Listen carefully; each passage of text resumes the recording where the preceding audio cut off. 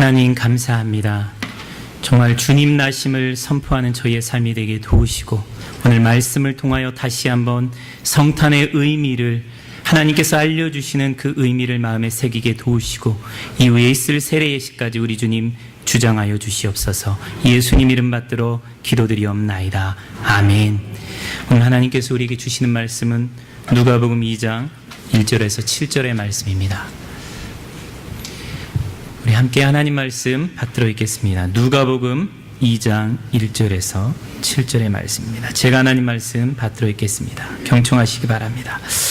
그때 가이사 아구스도가 영을 내려 천하로 다 호적하라 하였으니 이 호적은 구레뉴가 수리아 총독이 되었을 때에 처음 한 것이라. 모든 사람이 호적하러 각각 고향으로 돌아가매 요셉도 다윗의 집 족속이므로 갈릴리 나사렛 동네에서 유대를 향하여 베들레헴이라 하는 다윗의 동네로 그 약혼한 마리아와 함께 호적하러 올라가니 마리아가 이미 잉태하였더라. 거기 있을 그때에 해산할 날이 차서 첫 아들을 낳아 강부에 싸서 구유에 뉘었으니 이는 여관에 있을 곳이 없음이러라. 아멘. 하나님의 말씀입니다. 우리 6절과 7절 말씀을 한 목소리로 함께 받들어 읽겠습니다. 함께 읽습니다. 거기 있을 그때에 해산할 날이 차서 첫 아들을 낳아 강부에 싸서 구유에 뉘었으니 이는 여관에 있을 곳이 없음이러라. 아멘. 오늘은 누가복음 2장 1절에서 7절 말씀을 통해서 구유에 누이신 예수님, Jesus placed in a manger라는 제목으로 함께 하나님의 은혜 나누기를 원합니다. 말씀 듣기 전에 다시 한번 옆에 있는 분들과 사랑 인사 나누시겠습니까? 예, 반갑습니다. 메리 크리스마스입니다. 예, 반갑습니다. 여러분, 나비 효과라는 말을 혹시 들어보셨습니까? 버터플라이 이펙트라는 말이 있는데요.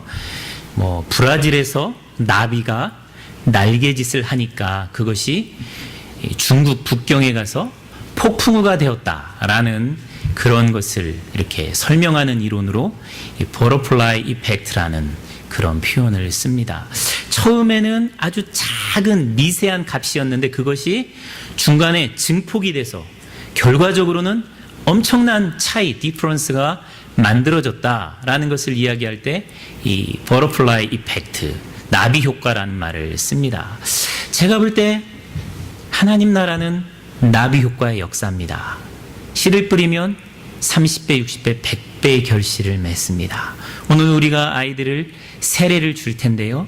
이 세례가 오늘 아주 작은 의식이지만 이것이 분명히 나중에 우리가 상상할 수 없는 열매들로 맺어지게 될 것입니다. 이 나비 효과의 가장 좋은 예 중에 하나가 아기 예수님의 탄생입니다. 아기 예수님이 나실 때는 아주 소수의 사람들만이 그것을 알아봤습니다. 그러나 지금은 전 세계에 있는 모든 사람들이 성탄절의 영향을 받지 않는 사람들이 없습니다. 믿는 사람이든 믿지 않는 사람이든 성탄절의 영향을 받아요. 그리고 역사가 AD와 BC, 예수님 오기 전과 오기 후로 나뉘는 사건의 결정적인 분수령이 아기 예수님의 탄생이었습니다. 또 이방인인 우리가 유대인들이 하나님이라고 믿던 그 야훼 하나님을 우리 하나님으로 믿고 그 하나님을 우리의 주로 고백하는 신앙생활을 하게 됐어요. 기독교가 탄생하는 그 시작점이 바로 아기 예수의 탄생입니다. 30억이 넘는 사람이 크리스찬인데요.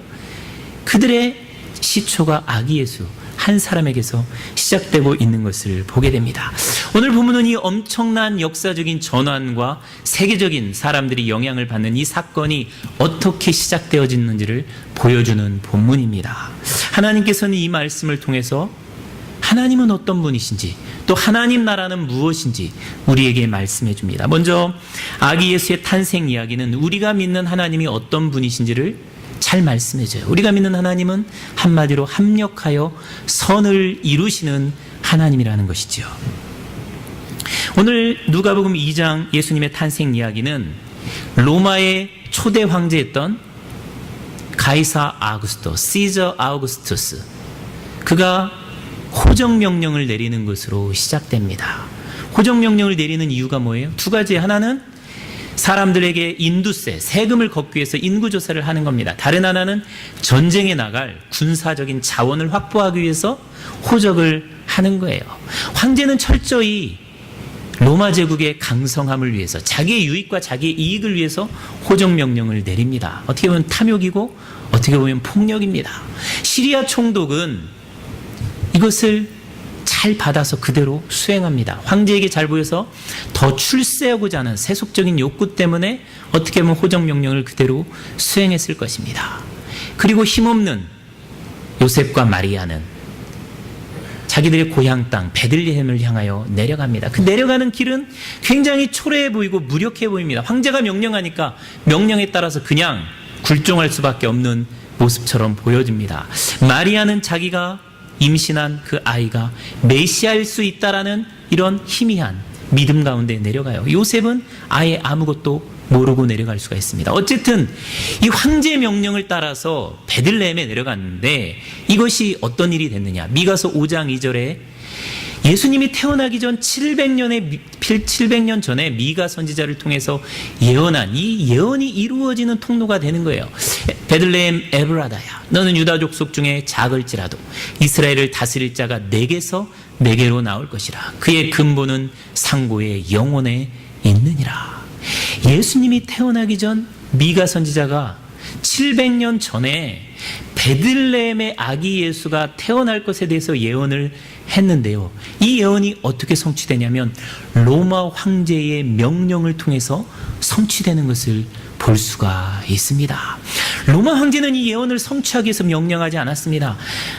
이 시리아의 총독 퀴리니우스도 자기가 이 예언을 알고 실천하기 위해서 호정명령을 수행하지 않았어요.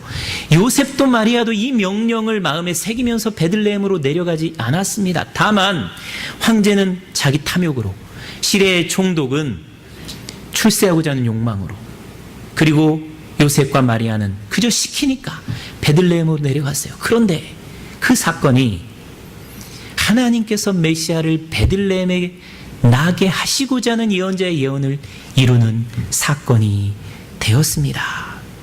하나님은 이렇게 인간의 탐욕과 인간의 욕심과 심지어 사람을 죽이고자 하는 인간의 욕망까지라도 하나님께서 사용하셔서 인간을 구원하고 합력하여 선을 이루시는 하나님인 것을 우리가 알 수가 있습니다.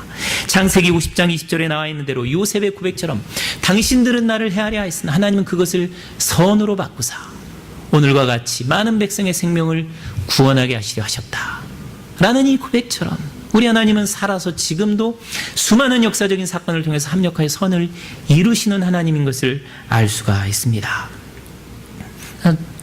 성탄의 정말로 큰 의미 중에 하나는 하나님은 이런 분이구나, 합력하여 선을 이루는 분이구나, 이것을 우리가 깨달아야 될 줄 믿습니다.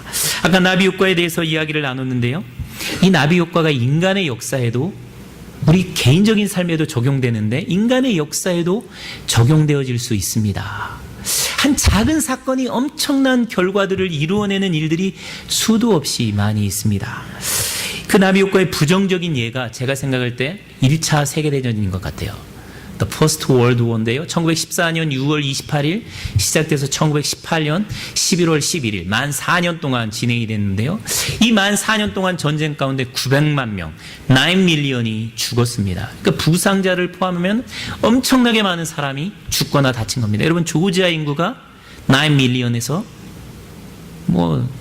그 정도 돼요. 근데 조지아 인구 전체가 1차 세계대전 때 죽었다라고 한번 생각해 보세요. 이건 엄청난 사상자와 희생이 생겨난 것입니다. 근데 이 엄청난 비극의 사건도 아주 작은 사건에서 시작이 됩니다. 지금도 그렇지만 이 러시아와 독일은 사이가 좋지 않습니다. 독일은 게르만 민족이고 러시아는 슬라브 민족이에요. 인종적으로 차이가 있기 때문에 아주 역사적으로 오랫동안 반목해 왔습니다.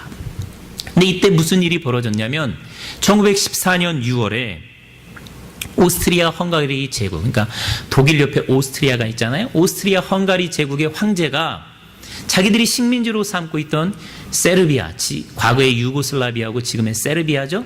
세르비아의 군인들이 어떻게 잘 훈련됐는가 보기 위해서 열병식에 참여를 했습니다. 그런데 그 사라예보에서 민족주의적인 청년이 권총으로 이 오스트리아 헝가리 제국의 황제를 암살을 했습니다. 마치 안중근 의사가 이토 히로부미를 암살한 것처럼 이 사라예보의 청년이 민족적인 원수인 이 오스트리아 헝가리 제국의 황제를 암살을 한 거예요. 그런데 이 사건을 계기로 게르만 민족과 슬라브 민족 사이에 그 오랜 역사적인 적대적인 감정이 폭발을 했습니다. 독일은 자기 형제 국가인 이 합스부르크가죠, 이 오스트리아 헝가리 제국의 황제가 죽은 사건을 빌미로 해서 세르비아를 침공을 했어요. 세르비아가 침공받자 같은 슬라브 민족이 침공받았다라고 생각해서 러시아는 독일에 곧바로 선전포고를 했습니다. 러시아가 선전포고를 하자 곧바로 영국과 프랑스가 러시아에 연합을 했어요. 그리고 독일과 오스트리아와 이탈리아가 동맹을 맺었습니다. 그것이 1차 세계대전으로 확대가 된 겁니다. 그래서 900만 명이 정말로 참호 속에서 그때 기관총 그리고 다이너마이트로 인한 폭탄, 이것이 개발이 돼서 이렇게 엄청나게 많은 사람들이 죽는 비극적인 전쟁이 되었습니다. 그러나 이러한 엄청난 불행한 일에도 인간은 악을 행하고 인간은 서로를 죽이고 인간은 서로를 미워하지만 하나님은 이 인간의 비극적인 사건 가운데서도 하나님의 선하신 섭리를 이루어가시는 것을 볼 수가 있습니다. 1차 대전 이전만 해도 우리 인간들은 신은 죽었다, 니체가 그렇게 이야기를 했어요. 우리 인간의 이성과 합리성을 근거로 해서 우리 인간이 열심히 과학을 개발하면, 그리고 문명을 시빌라이제이션 하면 이 세계가 천년왕국 하나님의 나라로 변할 것이라고 생각을 했어요. 그래서 식민지에 가서 전도하고 복음 전하고, 그래서 그들이 예수를 믿고 문명을 받아들이면 전 세계가 하나님 나라가 될 거라고 생각을 했습니다. 인간이 선하고 인간은 착하고 인간은 무엇이든 할 수 있다라고 그렇게 생각을 했어요. 그런데 1차 대전을 겪고 나니까 우리 인간에게는 소망이 없는 거예요. 인간은 너무나 잔인하고 인간은 너무나 악하고 인간이 할 수 있는 것은 서로를 죽이는 것밖에 없다라는 것을 알 수가, 깨닫게 된 것이죠. 그냥 놔두면 인간은 서로를 미워하고 이기심을 위해 서로를 죽이는 일밖에 할 수 없다라는 것을 인간들 스스로 깨닫게 되었습니다. 이 자유주의적인 사상을 포기하게 된 것입니다. 그리고 신학적으로도 1차 대전을 통해서 엄청난 전환의 역사가 이루어졌습니다. 1차 대전 때까지 신학도 역시 자유주의 철학과 함께 자유주의적인 신학이 판을 치고 있었습니다. 우리 인간은 스스로의 노력에 의해서 이 땅을 하나님 나라를 만들 수 있다. 우리 인간은 선한 하나님의 형상을 가졌기 때문에 선하다, 그런 생각을 가지고 있었습니다.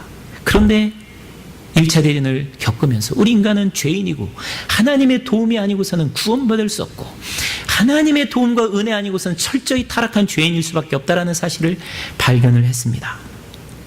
이 신학의 역사가 바뀌는 가운데 가장 큰 역할을 하는 사람이 칼 바르트입니다. 우리가 신학을 공부하다 보면 20세기의 신학은 양칼이 지배됐다, 이런 이야기를 듣습니다. 가톨릭 신학은 칼 라너라는 사람이 위대한 신학자로 역할을 했고요, 이 프로테스탄트 개신교 신학은 칼 바르트라는 이 사람이 이 신학에 있어서 엄청난 변화의 역사를 이렇게 만들어냈습니다. 이 칼 바르트도 1차 대전 이전까지는 자유주의 신학자였어요. 얼마든지 우리 인간의 힘으로 하나님 나라 만들 수 있다, 그렇게 생각을 했습니다. 그런데 그의 스승들, 당시에 유명했던 독일의 신학자들, 리츠, 하르나, 헤르만, 이런 사람들이 다 이 칼 바르트의 스승이었는데 그들이 다 자유주의자였어요. 그래서 바르트도 자유주의자일 수밖에 없었습니다. 그런데 1차 대전이 1914년에 일어나고 2달 지난 8월에 칼 바르트가 그렇게 존경하고 따랐던 자기 스승들 93명이 그 당시 독일 제국의 황제였던 빌헬름 2세의 이 1차 세계대전을 지지하는 신학성명을 발표를 했습니다. 전쟁이 하나님의 뜻이다. 전쟁을 통해서 하나님께서 이 독일 제국을 흥왕하게 하실 것이다. 빌헬름 황제, 당신을 하나님께서 지켜주실 것이니까 맘 놓고 싸워라, 축복해 주었습니다. 칼 바르트는 도저히 그것을 이해할 수가 없었어요. 평화의 왕으로 오신 예수 그리스도를 믿는 하나님의 사람들이 어떻게 전쟁을 지지하는 성명을 발표할 수 있나. 그런데 항상 교회는 극우적인 사람들이 많습니다. 한국 교회도 마찬가지고요. 2차 대전 때 히틀러를 지지한 사람은 독일 개신교였어요. 엄청나게 많은 사람들이 아무리 정부가 부정적인 일을 해도 부시가 이라크를 침공하고 사람을 죽이는 일을 해도 닉슨이 부정을 행해도 교회는 지지해 줍니다. 이게 타락한 교회의 모습이에요. 칼 바르트는 그것을 지켜볼 수가 없었어요. 그래서 자기들의 신학적인 스승들이 도대체 어떤 신학을 가지고 있기에 전쟁을 지지하는 신학적인 성명을 발표할 수 있을까? 회의를 하기 시작했어요. 퀘스천을 던지기 시작을 했습니다. 바르트는 전쟁을 보면서 인간은 선하고 무엇이든 할 수 있다고 생각하던 그 자유주의 신학에 아주 심각한 퀘스천을 던지게 된 것입니다. 그리고 전장이 끝나던 1919년에 로마서 주석을 발표합니다. 로마서를 재발견한 거예요. 로마서는 인간은 철저히 타락해서 인간의 노력으로는 구원을 받을 수 없다. 오로지 하나님의 은혜만으로 구원을 받을 수 있다는 거예요. 정부도 타락해 있고 사제들도 타락해 있고 나도 타락해 있고 모든 인간은 선하지 않고 타락해 있기 때문에 철저히 타락해 있기 때문에 은혜가 아니고서는 회개하지 아니하고서는 구원받을 수 없다라는 이 신학을 발견을 했습니다. 그리고 칼 바르트의 영향이 전 세계로 퍼져나갔습니다. 2차 대전 때 칼 바르트는 히틀러에 반대했습니다. 그리고 칼 바르트의 영향을 받아서 본 해퍼는 감옥에서 순교를 했지요. 칼 바르트의 이 하나님의 주권과 전능하심과 전적인 선하심, 인간의 타락, 이것을 선포하는 이 신정통주의 신학이 지금 전 세계 신학자들에게 영향을 미치고 있습니다. 인간은 서로 죽이고 전쟁을 벌였지만 그 전쟁을 통해서도 하나님은 신학의 사조를 바꿔놓으셨어요. 그리고 사람의 사상을 바꿔놓습니다. 우리 인간에 대한 신뢰하는 마음들을 바꿔놓는 거예요. 이게 하나님이 하시는 일입니다. 무엇보다도 1차 세계대전으로 말미암아 전 세계적인 식민지적인 제국주의 경쟁이 끝나게 되었습니다. 더 이상 유럽의 국가들이 힘을 쓸 수가 없는 거예요. 그래서 아시아와 아프리카와 남미의 그 정말로 피 흘리는 식민지 정책이 종언을 구하게 되었어요. 여러분, 1차 대전이 아니었다면 아직도 아프리카는 그리고 우리나라는 일제의 식민지일 수 있습니다. 무엇보다도 중요한 것은 1차 세계대전 때문에 미국이 역사상 세계적으로 강대국의 반열에 들게 되었습니다. 유럽 사람들이 서로 900만 명 죽이는 통에 유럽이 100년 이상 뒤처지게 되어요. 그 사이에 미국이 정말로 노예 해방을 시키고 산업화의 길에 들어선 다음에 내정이 안정이 된 다음에 처음으로 세계 무대 가운데 강대국으로 등장하게 됩니다. 1차 대전이 일어나지 않았더라면 미국이 역사상 강대국으로 등장하는 데는 몇십 년 뒤로 미루어졌을 수도 있습니다. 그런데 미국이 1차 대전을 통해서 강대국으로 등장하지 않았더라면 어떤 일이 벌어졌을까? 대한민국은 아직도 일본의 식민지일 수 있습니다. 미국이 2차 대전을 끝내지 않았더라면 우리는 아직도 식민지 백성으로 살아갈 수 있었을 거예요. 또 해방 후 1950년 전쟁이 일어났습니다. 여러분, 전쟁이 인구가 제일 많은 나라, 영토가 제일 많은 나라가 북한과 연합해서 남한을 침공했어요. 이건 게임이 되지 않는 전쟁이에요.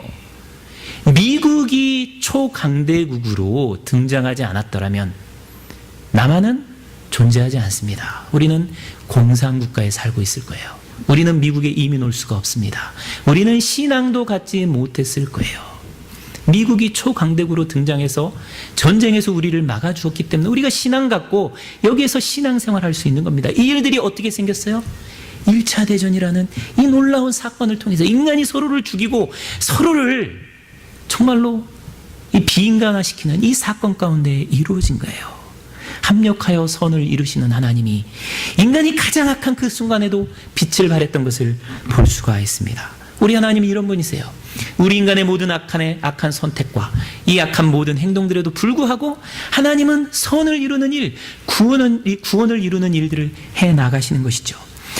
요셉이 노예로 이집트에 팔려오지 않았더라면 흉년이 들었을 때 야곱과 그의 가족 75명은 다 굶어 죽었을 수도 있습니다.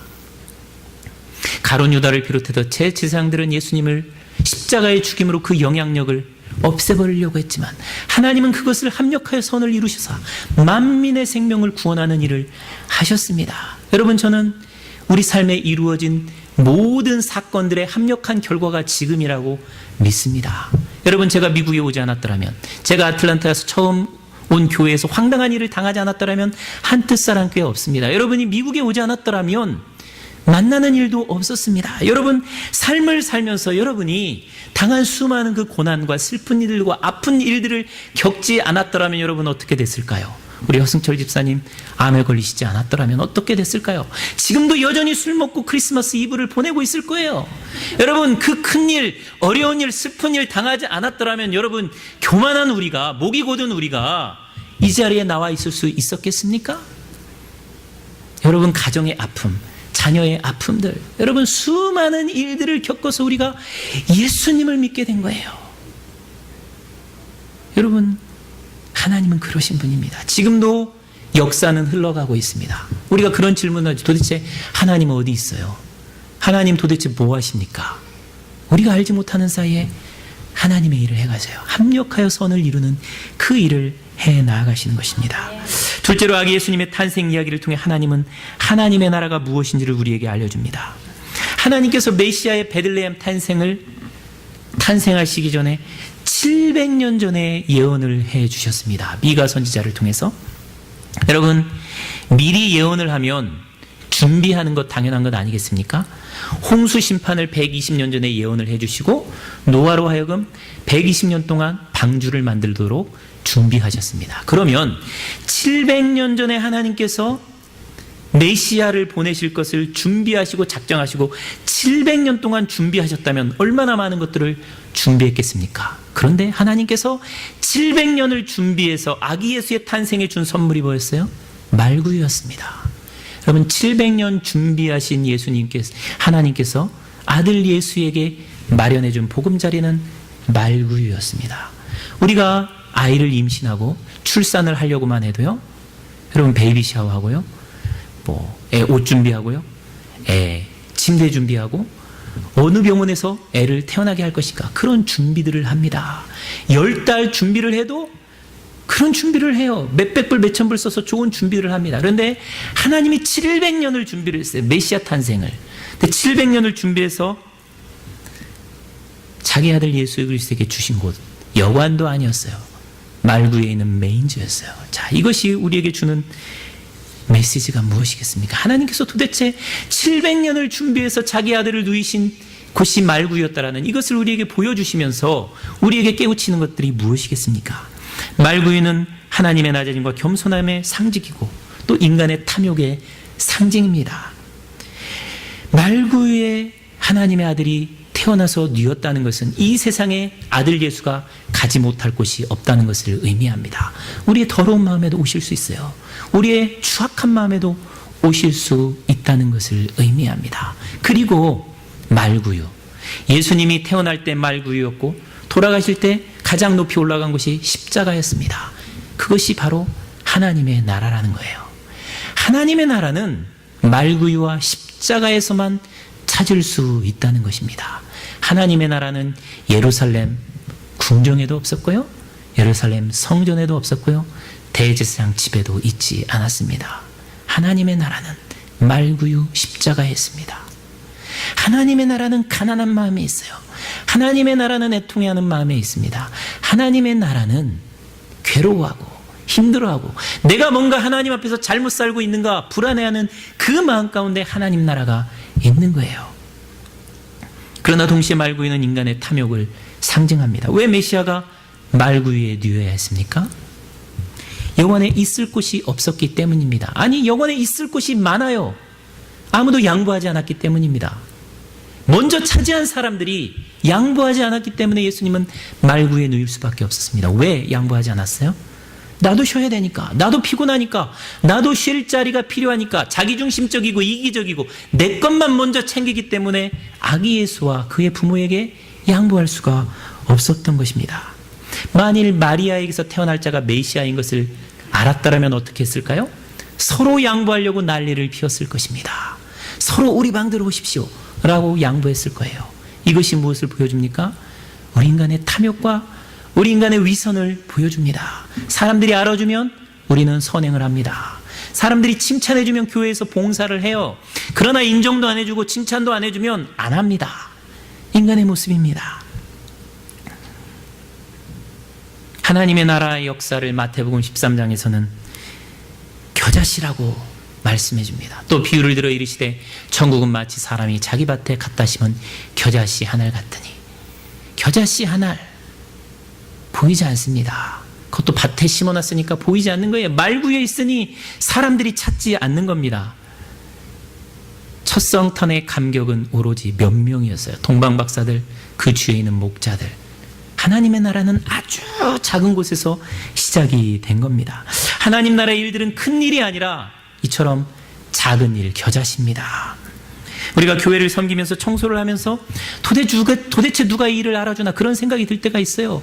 토요일날 친교 늦게까지 준비하면서 도대체 이거 누가 알아주나 이런 생각이 들 때가 있습니다. 시간과 물질을 들이면서도 도대체 이거 누가 알아주나. 주보에 이름이 나오고 액수가 나오면 헌금 더 많이 나온다 그래요. 알아주면 사람들이 해요.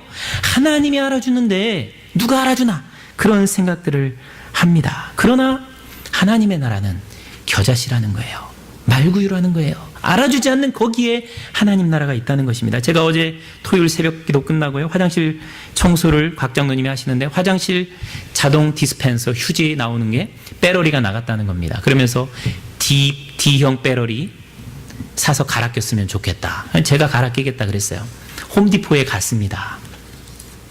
홈디포에 가서 딱 당당하게 들어가려고 지갑을 찾는데 지갑이 없어요. 차 안에도 없습니다. 새벽기도 올 때 안 가지고 나왔어요. 집에 갔습니다. 제가 좀 이렇게 건망증이 심해요. 그래서 배러리를 사러 가야 되는데 귀찮은 거예요. 미루다가 저녁 때 나갔습니다. 저녁 때 나가면서 이 바쁜 시간에 배러리를 사러 가는 이것이 무슨 의미가 있나 그런 생각이 드는 거예요. 그때 하나님께서 제게 말씀해 주시는 겁니다. 하나님의 나라는 너의 작은 발걸음에 있다. 배러리를 사러 가는 너의 발걸음에 있다. 보이지 않게 섬기는 그 섬김에 있다. 그렇게 말씀해 주시면서 32절 말씀을 소망으로 주시는 거예요. 이는 모든 씨보다 작은 것이로되 자란 후에는 풀보다 커서 나무가 되매 공중의 새들이 와서 그 가지에 깃들이느니라. 작은 섬김이 보이지 않는 곳에서 수고하는 그 작은 희생이 하나님의 나라를 이룬다는 겁니다. 여러분, 작은 일 무시하시지 마시기 바랍니다. 여러분이 집안에서 아이들을 위해서 빨래하고 밥하는 그게 하나님의 나라를 이루는 일이에요. 여러분, 직장에서 섬기는 그 작은 일이 하나님의 나라를 이루는 일입니다. 그것이 어떤 버터플라이 효과를 만들어낼지 우리는 아무도 몰라요. 하나님의 손에 그 일이 들리면 새들이 와서 깃들이는 큰 나무가 되는 것이죠. 우리 사랑하는 성도 여러분, 이 성탄절 구유의 날이신 예수 그리스도께서 무엇을 우리에게 말씀해주고 있습니다. 하나님은 로마 황제의 명령을 통해서도 하나님의 역사를 이루시는, 합력하여 선을 이루시는 분이라는 거예요. 여러분 삶의 모든 일들 하나님이 주관하시고 분명 선을 이루어주실 줄 믿습니다. 내 대에 여러분 메가밀리언 당첨되지 않을 수가 있습니다. 그러나 내 후손 가운데 메가밀리언은 아니더라도 대통령이 나올지 어떻게 알아요? 여러분이 다 죽고 나서 에이시언 코리안들 가운데 이 미국 사회를 움직이는 사람이 나올지 어떻게 알겠어요? 버터플라이 효과 무시하시지 마시기 바랍니다. 우리는 매일매일 살아가는데 이런 일들이 무슨 의미가 있나? 이런 작은 하찮은 일들이 무슨 의미가 있나? 그런 회의가 될 때가 많이 있어요. 그런데 하나님은 그 작은 일이 하나님 나라를 이루는 일이라고 말씀해 주십니다. 그렇기 때문에 남이 알아주지 않더라도 무의미해 보인다 할지라도 최선을 다해서 하나님의 역사를 감당하시기 바랍니다. 특별히 말구유에 누인 아기를 잘 보시기 바랍니다. 십자가에 달린 목수를 잘 보아야 됩니다. 다른 곳에서 하나님 나라 찾으면 절대 못 찾을 것입니다. 이 성탄절 볼품없는 아이로 오신 예수님, 말구유에 누이신 예수님을 다 맞이할 수 있는 저와 여러분 될 수 있기를 주의 이름으로 축원드립니다. 아멘. 이 시간 같이 기도합니다. 하나님 아버지 감사합니다. 정말 예수님이 이 땅에 오셨기 때문에 우리가 하나님 알고 이렇게 모여서 성탄을 기뻐하며 예배드릴 수 있는 줄 믿습니다. 합력하여 선을 이루시는 하나님, 황제의 탐욕을 통하여서도 미가 선지자의 700년 전의 예언을 이루시는 그 하나님의 손길이 우리 삶에 동일하게 역사하심을 믿고 합력하여 선을 이루시는 하나님을 믿는 가운데 평안 가운데 거할 수 있도록 도와주시옵소서. 또한 작은 일을 통하여서도 하나님 나라를 이루시는 그 하나님을 믿고 작은 일에 충성을 다하는 우리의 삶이 되게 복 내려 주시옵소서. 예수님의 이름 받들어 기도드리옵나이다. 아멘. 지금은 정말로 우리들 가운데 아들을 보내신 우리 하나님의 그 크신 사랑과 우리를 위하여 오신 우리 주 예수 그리스도의 은혜와 우리 성령님의 감동 감화 충만하신 은혜 역사가 합력하여 선을 이루시는 하나님, 어떤 일이 있어도 구원의 역사를 이루시는 그 하나님을 바라보며 하나님의 나라가 말구유 십자가 작은 겨자씨에 있음을 믿고 작은 일에 충성하며 정말로 작은 일이 버터플라이 효과를 통해서 30배, 60배, 100배의 열매를 맺을 것을 소망 가운데 믿고 작은 일에 충성하고 헌신하기를 다짐하며 세상을 향하여 나아가는 우리 사랑하는 한뜻사랑의 성도들, 머리머리 위에 만나는 모든 사람들과 하는 그 모든 일들 가운데 특별히 오늘 유아 세례 받은 우리 사랑하는 승호, 또한 우리 주은이, 또한 우리 소유 가운데 지금부터 영원토록 함께 하시기를 간절히 축원하옵나이다. 아멘.